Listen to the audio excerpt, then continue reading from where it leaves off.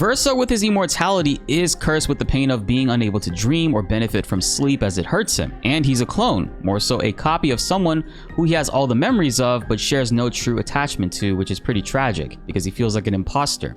As his conversation with Esquier brings all of that to light even more, with him asking Esquier if it's ever bothered him that he's not the real Verso. Also, none of us watching this video can truly comprehend what it's like to live over hundreds of years long, bearing everyone you know can severely change your perspective. So his strong black or white ultimatums and motivations are as understanding to us in a way that we would never truly know how he actually feels from a personal standpoint. So it's natural that he would want to end it all, which would let his soul finally be able to rest, but also in that same time give his family closure and communication they need. Another detail too is the Mask Keeper, of course. The Mask Keeper is the one who guards truth with lies, quite literally reflecting Verso and his character's inner workings, a trait that Verso embodies as we see it unravel through the game. In the monolith, if we return back to where Gustave is buried, you can see masks on his grave, two different faces on the front and back. A nod at Verso, of course, being responsible for his death, but further tying back into the truth that he told us. He purposely let Gustave die because he thought he would intervene with his plans to stop the painting altogether. A mask of a lie,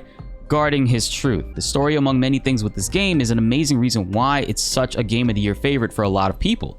We have a massive Platinum Hunt Journey video releasing next week for Clair Obscur, and I can't wait for you guys to see it. So hit that subscribe button and notification bell to help raise that 38% even higher so you don't miss out on that.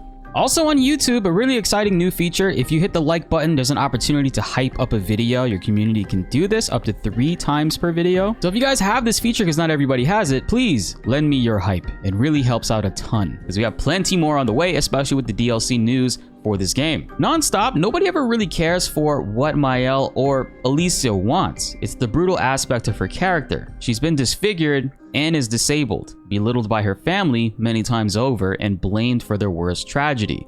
During the Reacher side mission, Painted Alicia is pissed at Verso and doesn't even speak with him, and wishes for Maëlle to instead gomage her so that she can be free of this, especially after learning the origins of her creation, living in pain to suffer for things that she never did.